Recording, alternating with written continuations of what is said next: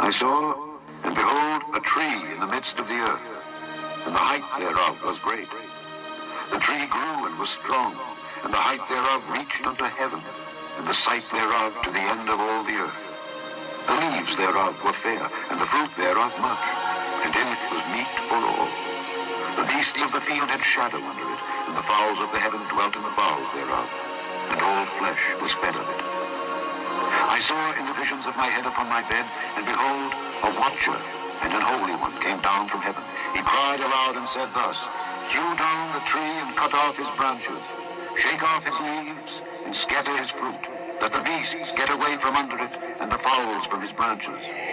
Nevertheless, leave the stump of his roots in the earth, even with a band of iron and brass in the tender grass of the field. And let it be wet with the dew of heaven, and let his portion be with the beasts in the grass of the earth.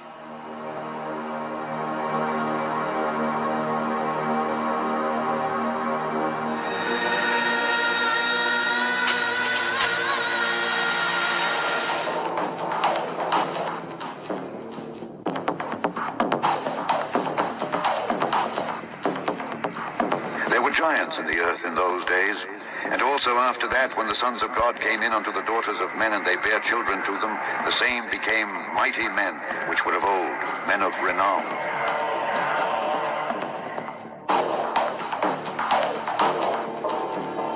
The Creator formed us on the second day, the day He made the heavens.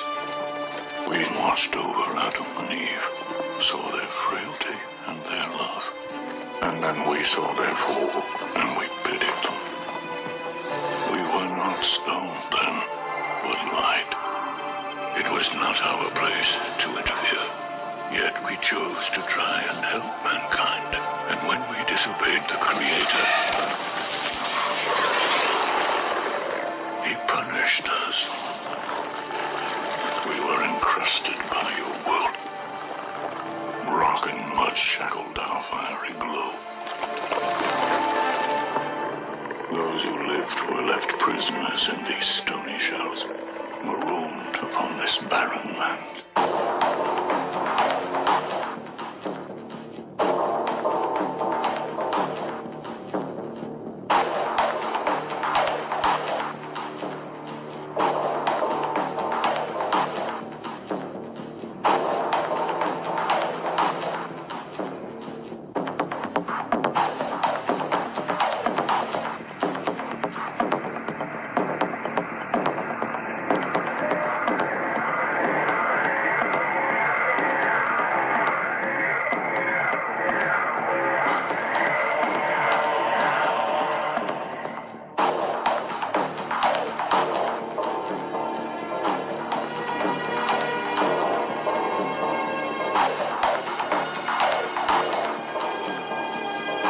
There were giants in the earth in those days, and also after that, when the sons of God came in unto the daughters of men, and they bare children to them, the same became mighty men, which were of old, men of renown.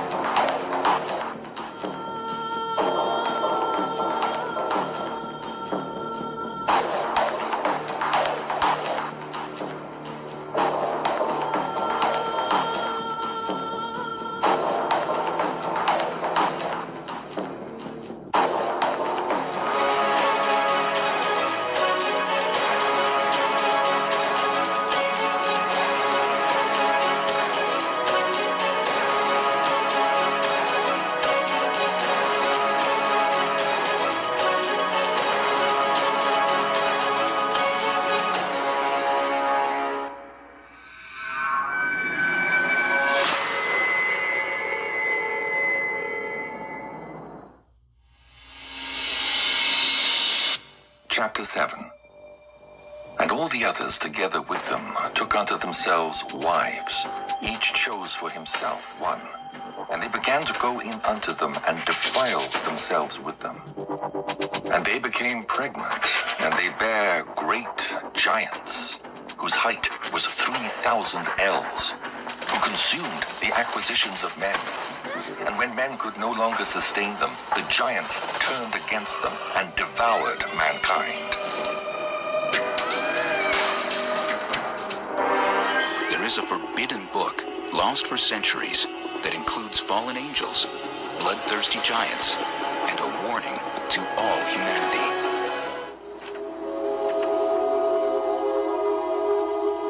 It is an ancient writing filled with divine secrets and visions.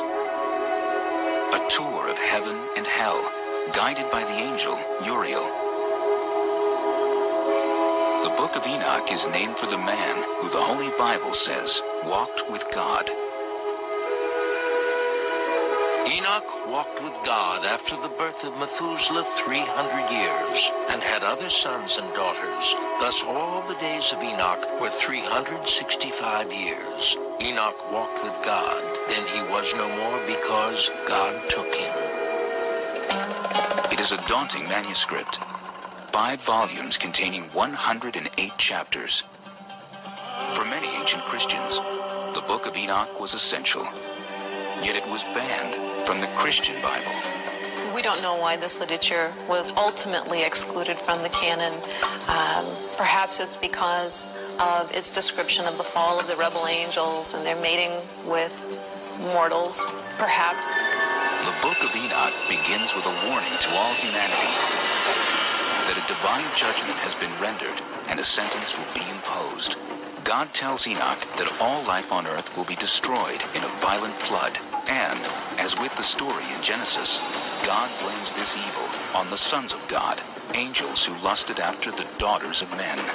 These angels are sometimes referred to as watchers. They keep constant watch. And they decide one day, about 200 of them, that they're going to descend to the earth.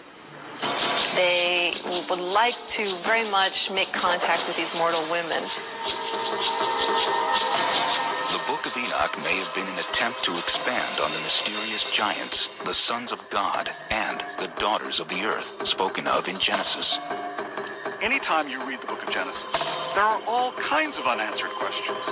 Suddenly, there is this quick few verses at the beginning of the flood story about giants in the land that come from the sons of God mixing with the daughters of the earth. And you stop and think, wait a minute, what's this all about? It's like it went by too fast. And you want to grab it and say, wait a minute, what was this? The Book of Enoch offers a disturbing vision of the fall of the angels who lust after earthly women. These angels have crossed over this boundary that they shouldn't have. They were spiritual beings and they were to remain as such. When they decided to descend upon earth, this unleashed upon the earth all sorts of problems. Not only these giants who are bloodthirsty and violent, but also these angels went on to teach humankind a variety of forbidden craft. Yet the Book of Enoch was denied a home in the official Christian canon. Until the mid-20th century, the Book of Enoch was assumed to be of interest only to the very early Christians. Large portions of the Book of Enoch also were found among the Essene literature, hidden in the caves of Qumran, as part of the Dead Sea Scrolls. There were giants in the earth in those days.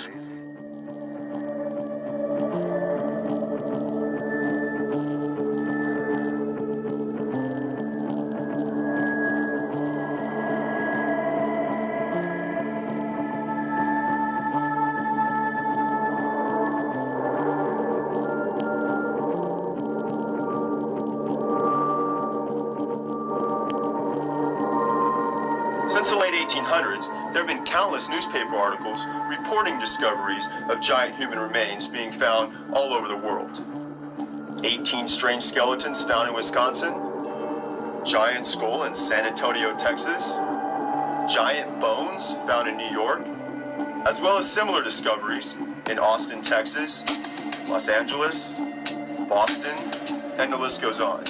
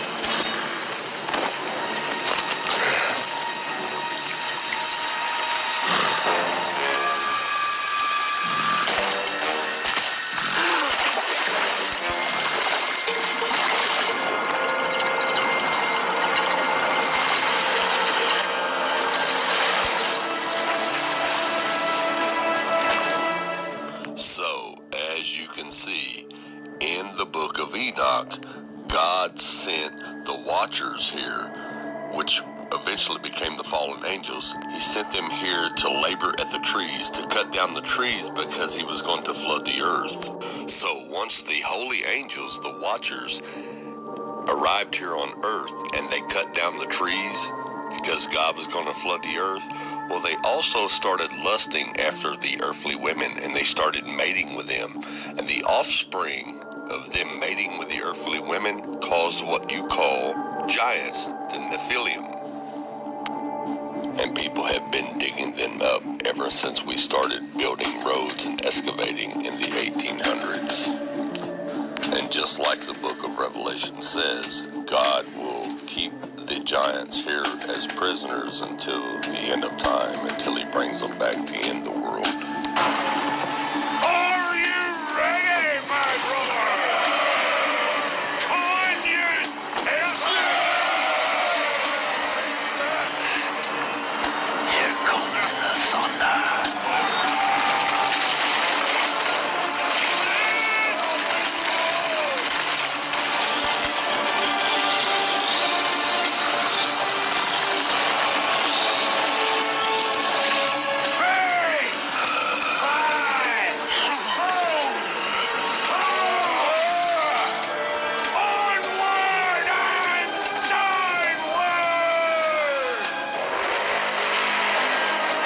What is going on? Strange sounds are being heard around the world.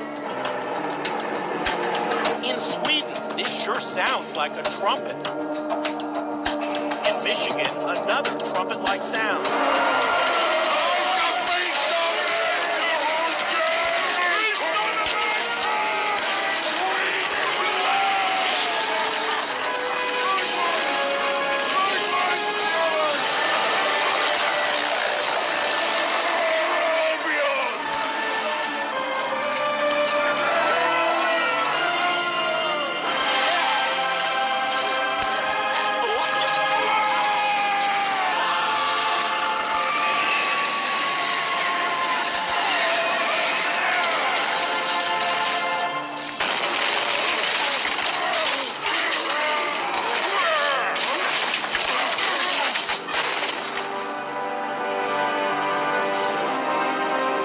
It's good to be back.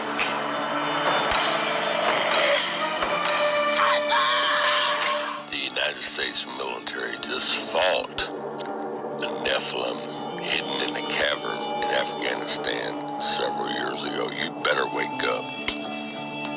All you lost souls have no clue of what's coming. What you think is make-believe is real. What you think is real is fake.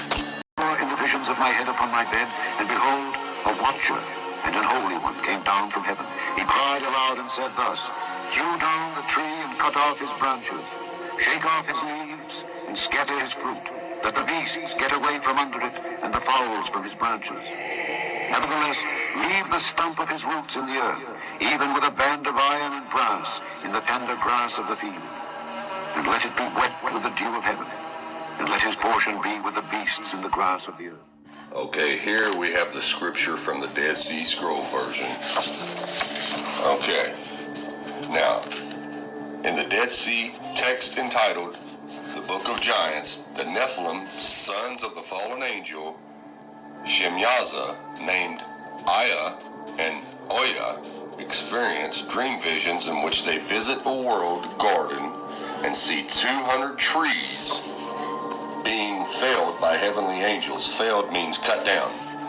Not understanding the purpose of this allegory, they put the subject to the Nephilim, who appoint one of their number, Mohawi, to go on their behalf to consult Enoch, who now resides in an earthly paradise. To this end, Mohawi then rose up into the air like the whirlwinds and flew with the help of his hands like winged eagle over the cultivated lands and crossed solitude the giant desert, and he caught sight of Enoch and he called to him.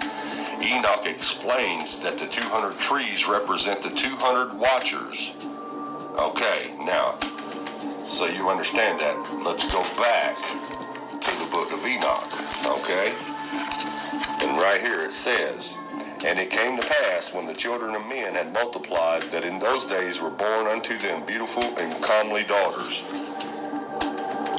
And the angels, the children of heaven, saw and lusted after them, and said to one another, Come, let us choose us wives from among the children of men, and beget us children." So anyways, they all get together on this mountain, and as you can see here, then swear they all together and bound themselves by mutual imprecations upon it. And they were in all 200 who descended in the days of Jared on the summit of Mount Hermon. Okay, now let's go back over to the Dead Sea Scrolls. Okay, as you can see here, Enoch explains that the 200 trees represent the 200 watchers. Remember, the 200 watchers were originally angels. They were 200 fallen angels. Okay, they were to watch over the earthly beings, but they decided to come down and mate with the earthly women, which is what caused the Nephilim. Okay, so while the felling of their trunks signified their destruction in a coming conflagration and deluge, that means the flood was coming. That's why these angels were sent down to cut down the trees. Okay, and just like I showed you in Enoch 66:2, you know, God sent the angels to work at the trees. So anyway, now keep in mind that there were 200 trees for the 200 angels, but I've only found a few of those trees.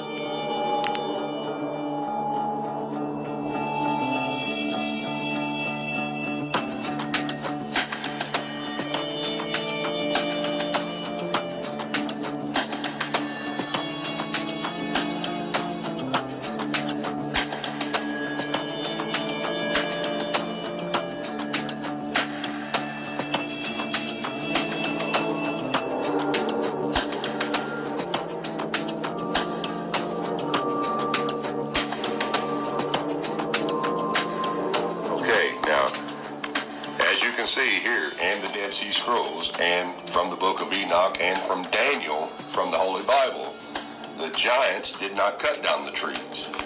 God sent angels here to cut down the trees because he was getting ready to flood the earth, and the only thing that would have been big enough to climb those trees to the heavens would have been the giants. So God knew what he was doing when he sent the angels here to cut them down before he even flooded the earth. There's your answer.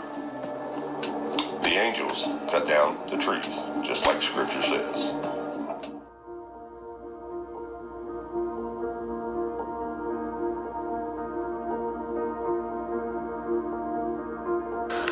Okay, everyone, in my last video, I showed you a meteorite crater in Arizona that is supposedly 55,000 years old, and I showed you how the crater is still there, but the big meteorite that landed there is just totally gone.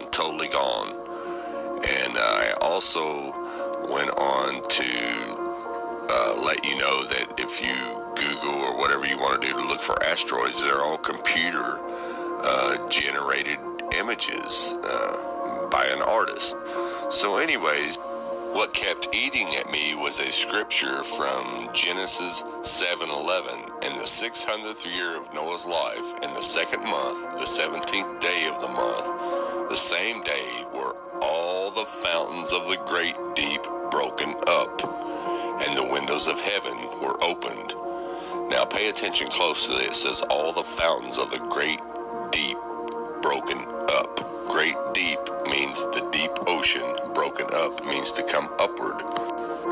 So anyways, as I went on the search, I realized that there were more supposedly meteorite craters all over the world in different continents, all around, roughly around the same size as you can see here in these pictures. I took a picture from each continent from every one of these supposedly meteorite craters.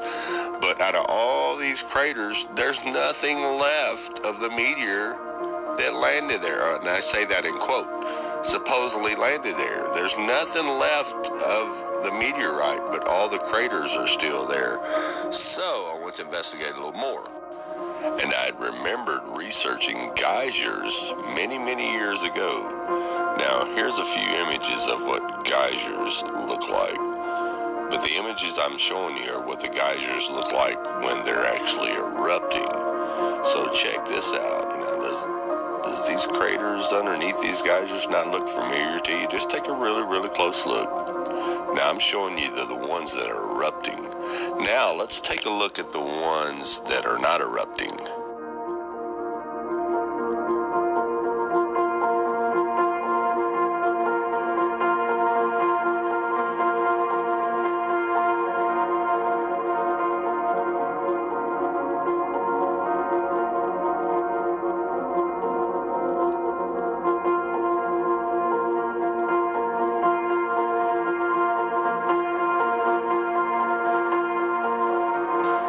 Okay, now let's compare the so-called meteorite craters with the geyser craters. Get ready, you guys are totally going to be blown away. Now check this out. As you can see here, there's a runoff on the meteor crater and a runoff on the geyser. Now look at here, right in the middle, you see where the geyser actually comes up. You can see it in the meteor crater and the geyser. That's where the water comes up at. Same thing here. Everything around it is just where the water pressure coming up explodes everything outward. And here, if you look to the right of the crater and the right of the geyser, they're shaped identical. That's water pressure, not a meteorite.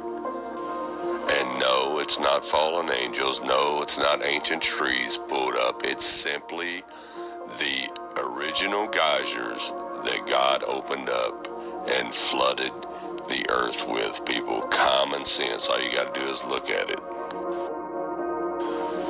Now, you notice here in this meteor crater how the earth has upturned edge around the circle of the crater. Now, here's how that happens. Here is a photo of a geyser actually fixing to erupt. Notice how it upturns the edge of the hole around it. Now, once again, if we look in Genesis 7:11, towards the end of the scripture, it says, all of the fountains of the great deep broken up. The scripture tells us exactly what these are and exactly what God did to flood the earth.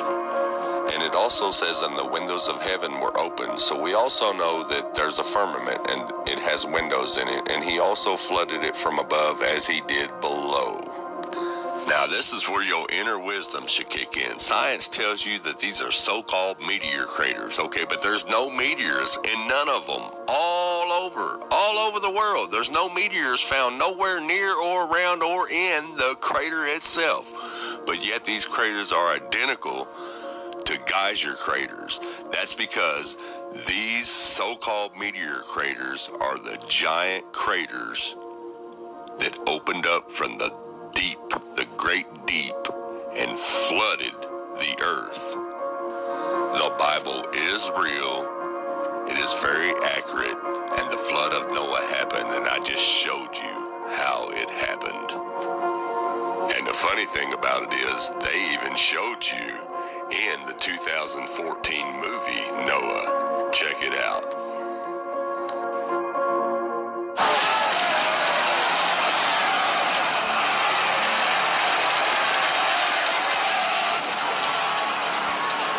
Take your mother. Take them all.